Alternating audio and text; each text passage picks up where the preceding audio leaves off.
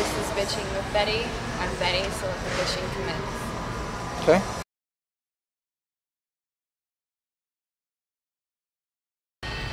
What's the difference between people with tattoos and people who don't have tattoos? I'm going to tell you. The only difference is that people with tattoos don't judge you for not having them. That's right, I'm talking about people who hate on tattoos and people who discriminate people who have tattoos. I think tattoos are a sign that you're creative, they're artistic, they let you express yourself in a different way. So why do most people look at you and say, oh, she's probably on drugs or she can't hold a job just because she has tattoos? I don't understand. I think tattoos should be looked at as an art form. You know, you don't judge people who paint or whatever. Like, well, I guess, you know, maybe who paint on walls.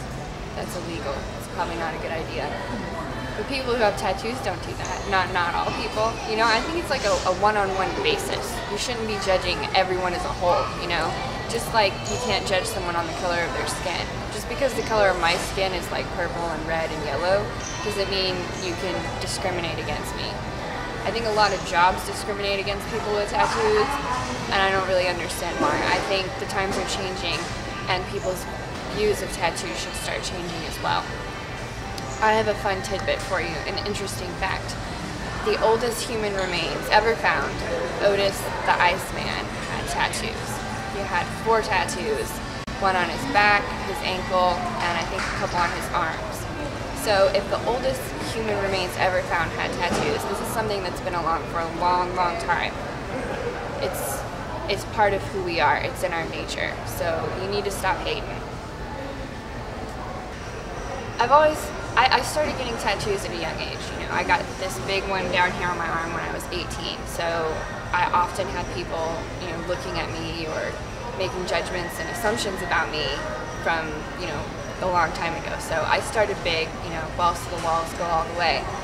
But it really didn't start bothering me until I got pregnant. And when I got pregnant, people would say things, you know, as I walked by, they would say, oh my God, she's pregnant, she has tattoos, like, why does that matter? Like, it seemed like people didn't understand that you could have tattoos and still actually get pregnant or something, or maybe that you couldn't be an appropriate or good mother if you have tattoos. And now that I have my daughter, people, you know, they look at me and they just assume that I'm a bad mom, or they try to give me parenting advice like I don't know, like I'm stupid. So why do you do that? Why do people think that just because I have tattoos means that I'm not a good mom? I am a great mom, and just because I have tattoos and I like to express myself in a different way than you do doesn't mean that I can't parent my child. I don't get tattoos for other people. I get tattoos for myself. I get them because they have meaning to me, they have stories behind them. I don't just get stupid things off the wall, and I don't get them to show them off to other people. I actually prefer winter because I can wear long sleeves and gloves and nobody actually sees my tattoos. And that's because I don't get them for you. I get them for myself, and as long as they're there and I get to see them, then it's worth it to me. But I hate when people come up to me, which I guess maybe this is my fault because I have so many now. People come up to me everywhere. I cannot go to the store and buy something without at least 1 or 2 people asking me, oh, where did you get your tattoos? Oh, what do your tattoos say? Oh, can I look at your tattoos?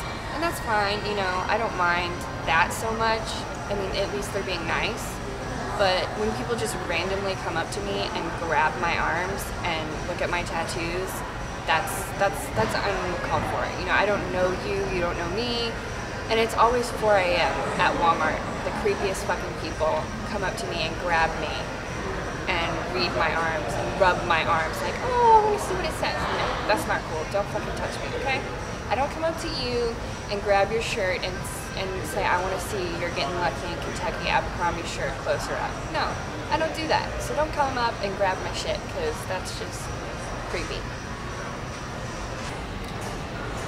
So this big guy right here was the second tattoo I ever got. It is a quote from Love Song by The Cure, and I guess it has special meaning to me.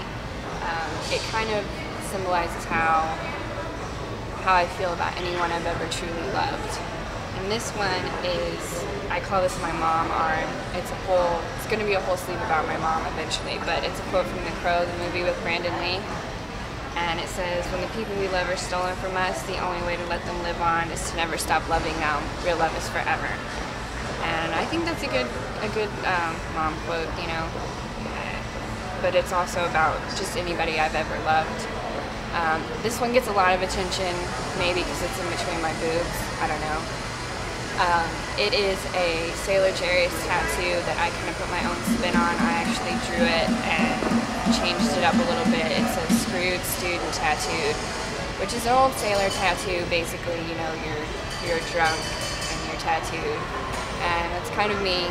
You know, at one point I was a drunk, and now I'm tattooed. So a lot of people ask me, oh, are you in the Navy? Or is your boyfriend in the Navy? Is your dad in the Navy? No, I actually got it just because I like the tattoo and because it's about me. So again, it's about me.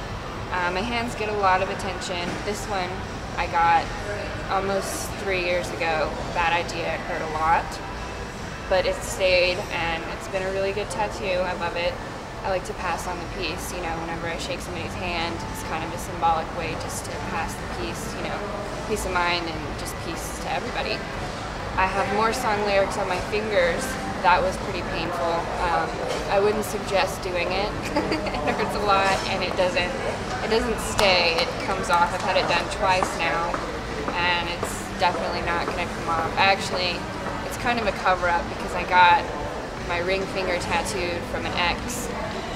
And then I put song lyrics on my other fingers so that it would blend in and nobody would realize that one of them was about my ex-boyfriend. So, to wrap up the tattoo adventures, my foot is kind of a funny story. I have one foot that just says down.